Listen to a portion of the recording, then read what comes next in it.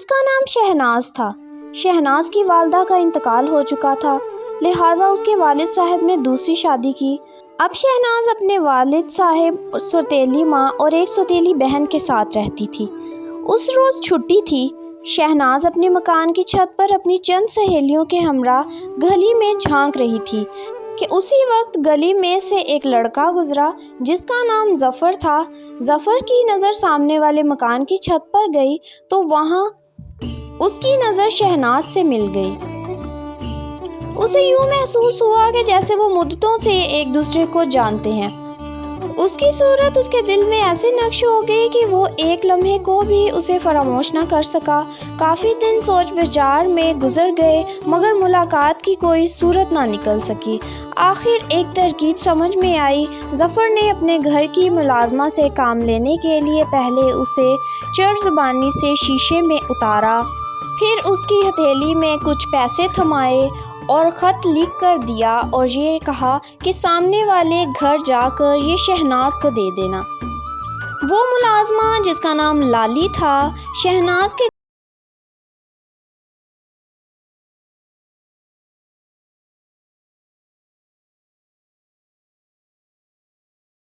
نے کا نام نہیں لے رہا تھا۔ جیسے تیسے کر کے وہ دن گزارا اس نے۔ اگلے روز 10 بجے صبح لالی آتی دکھائی دی تو اس کا دل اچھل کر حلق میں آ گیا۔ اس کی مٹھی بند تھی جس میں رکا دبا ہوا تھا۔ ظفر کو جواب ملنے لگے تو لالی کے ذریعے باقاعدہ دنوں میں خط و کتابت شروع ہو گئی۔ لالی کے ہاتھ پر ہر روز چند روپے رکھ کر کافی دنوں تک یہ سلسلہ چلتا رہا، لیکن اب صرف خطوط سے تسلی نہ ہوتی تھی۔ ظفر کی بے چینی اب دن بہ دن بڑھنے لگی تھی۔ اب اس کا جی چاہتا تھا کہ شہناز کو دیکھے، اس سے باتیں کرے۔ اس کی بے چینی اور اضطراب میں اضافہ ہوتا چلا گیا۔ مجبوری یہ تھی کہ شہناز گھر سے اکیلی نکل نہیں سکتی تھی اور اس کے گھر وہ جا نہیں سکتا تھا۔ پھر ملاقات ہو تو کیسے ہو؟ اس بار خط میں شہناز نے لکھا تھا کہ اگر ملنا ہے تو رات 11 بجے میرے گھر آ جانا۔ آج رات ابا جان اور بھائی گھر پر نہیں ہوں گے، ہماری ملاقات ہو سکتی ہے۔ مشکل یہ تھی کہ شہناز کا گھر ایسی جگہ پر تھا جہاں کھلم کھلا نہیں جایا جا سکتا تھا۔ آس پڑوس کے لوگ ظفر کو بہت اچھے سے جانتے تھے۔ سب سے بڑا مسئلہ عزت کا تھا۔ بدنامی ایک بار ہو جائے تو اس کا داغ دھویا نہیں جاتا۔ جوں جوں وقت ملاقات قریب آتا جا رہا تھا، پریشانی بڑھتی جا رہی تھی۔ پھر ظفر نے اپنے ایک دوست سے مشورہ کیا تو اس نے کہا کہ اگر علاقہ کی بجلی چلی جائے تو تم آسانی سے اندھیرے میں اپنی محبوبہ کے گھر جا سکتے ہو۔ ان دنوں لوڈ شیڈنگ زوروں پر تھی۔ خوش قسمتی سے رات کے ٹھیک 12 بجے سارا علاقہ تاریکی میں ڈوب گیا اور وہ ایک چھوٹی سی ٹارچ کی روشنی کے ذریعے شہناز کے گھر کی ڈیوڑی کے اندر داخل ہو گیا۔ شہناز دروازے پر کھڑی ملی۔ بلا شبہ وہ انتظار میں کھڑی تھی۔ اسے اندر لے گئی۔ گھر کے مرد دوسرے گاؤں شادی میں گئے ہوئے تھے۔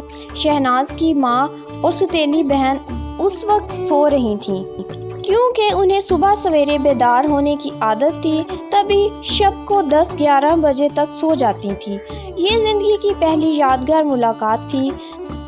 اس اندھیرے میں شہناز اور ظفر ایک دوسرے کے بہت قریب بیٹھے تھے اور باتیں کر رہے تھے۔ یوں کہا جا سکتا ہے کہ اگر دو جوان دل سرگوشیوں میں گفتگو کریں تو وہ پیار بھری باتیں ہی ہوتی ہیں۔ ظفر اس وقت کسی دوسری دنیا میں کھویا ہوا تھا جو خوابوں کی دنیا سے زیادہ حیران کن تھی۔ اسے وقت کے گزرنے کا ذرا سا بھی احساس نہ ہوا۔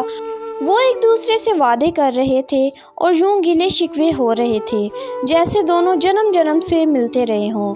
جانے وہ کیا کہہ رہی تھی، نہ جانے ظفر کیا سن رہا تھا۔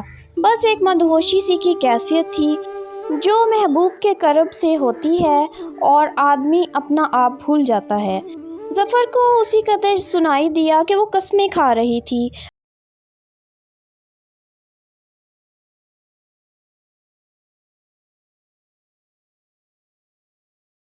سنائی دیا شاید ماں نیند سے بیدار ہو گئی ہیں اور شہناز کو بستر پر ماں پا کر وہ ادھر آ گئی تھی۔ سرگوشیوں پر اس کے کان کھڑے ہو گئے تھے اور وہ دم سادھے بیٹھک کے دروازے کے ساتھ لگ کر کھوج لگانے لگی تھی۔ جب ستیلی ماں کو یقین ہو گیا کہ بیٹھک میں شہناز کے ساتھ کوئی اور بھی ہے تو اس نے جلدی سے بیٹھک کے دروازے کو باہر سے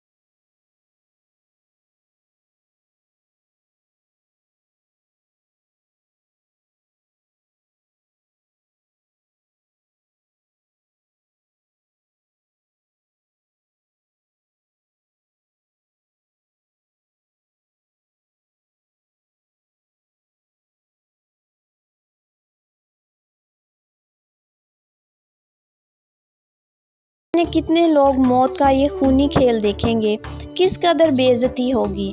دروازہ کھلنے کی آہٹ ہوئی، یہ کسی مرد کی آواز تھی جس کو شہناز کی ماں نے بھائی جی کہہ کر بلایا تھا۔ یہ چاچا نذیر تھے۔ یہ شہناز کے والد صاحب کے رشتہ دار تھے جو ماں کو اصلی گھی دینے آئے تھے۔ ماں اسے صحن تک لائی اور گھی کا برتن خالی کر کے دیا، مگر اسے بیٹھنے کو نہ کہا، شاید اس لیے کہ شوہر اور بیٹا گھر پر موجود نہ تھے۔ ایسے میں وہ دور کے رشتہ داروں کو گھر میں اندر نہیں بٹھاتی تھی۔ اب ظفر دعا کرنے لگا، یا اللہ اس چھت میں دروازہ بنا دے تاکہ مجھ کو عزت سے رہائی مل جائے۔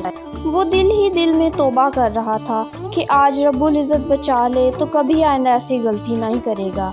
قطعاً امید نہ تھی کہ ان حالات میں عزت سے رہائی مل جاتی، مگر اللہ تعالیٰ بڑا کریم ہے، بے شک وہ اپنے خطا کار بندوں پر نظر کرم رکھتا ہے۔ اس نے ظفر کی دعا سن لی۔ اس وقت جب ماں چاچا نذیر کو گھی کا برتن خالی کر کے دے رہی تھی، شہناز کی بہن کو موقع مل گیا۔ اس نے ان کے حال پر ترس کھایا، یا شاید وہ یہ خون کا کھیل دیکھنے کی ہمت نہ رکھتی تھی۔ وہ جلدی سے بیٹھک کی جانب لپکی اور بیرونی کنڈی کھول کر بولی، فوراً نکل جاؤ، بھاگو یہاں سے، اس سے پہلے کہ ماں ادھر آ جائے۔ موقع ملنے کی دیر تھی۔ ظفر چھپاک سے ڈیوٹی میں تھا۔ اللہ کا لاکھ لاکھ شکر ادا کیا کہ عزت کے ساتھ جان بچ گئی۔ گھر آ کر اس نے شکرانے کے نوافل ادا کیے۔ کسی نے اسے دیکھا نہ تھا۔ اس وقت گلی بالکل سنسان تھی، وہاں کوئی موجود نہ تھا۔ ظفر کو تو جیسے مانو نئی زندگی مل گئی تھی۔ मगर माँ ने शहनाज को ना बख्शा। जब शोहर और बेटा घर आए तो उसने शिकायत लगा दी कि ये बैठक में न जाने किसके साथ बातें कर रही थी। बस फिर क्या था, शहनाज को इतनी मार पड़ी कि वो चारपाई पर पड़ गई। बाप और भाई पूछ पूछ कर थक गए कि वो शख्स आखिर कौन था जो रात की तारीकी में तुमसे मिलने आया था। वो बस यही कहती रही कि अब्बा जान कोई ना था, माँ को कोई गलत फहमी हुई है। माँ ने अपनी बेटी का नाम ना लिया कि कुंडी उसने खोली है।